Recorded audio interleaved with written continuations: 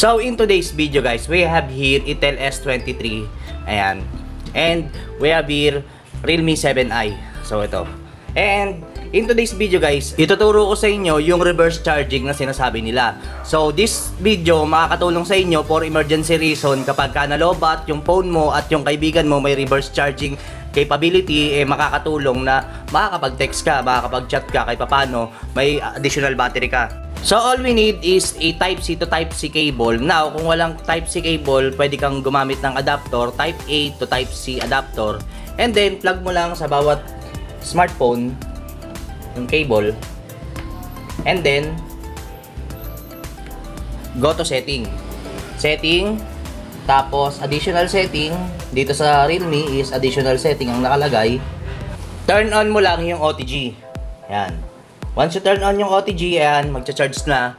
But then, kapag ka may reverse charging lang yung capability niyan. Now, itong si Itel, wala. Kaya kahit turn on natin yung OTG nito, papunta kay Realme, hindi po gagana. Papakita ko sa inyo, ha.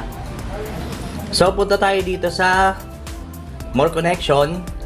Tapos, turn on natin yung OTG ni Itel. So, since walang reverse charging si Itel, ayan, hindi nag-charge si Realme. So, off natin to, on natin yung kabila. So, ayan. As you can notice, may charging. So, ayan, nag-charge. So, guys, aside from charging, capable din siya ng pwede mo rin kayo mag-transfer ng file. Ito, transfer file. From phone to phone.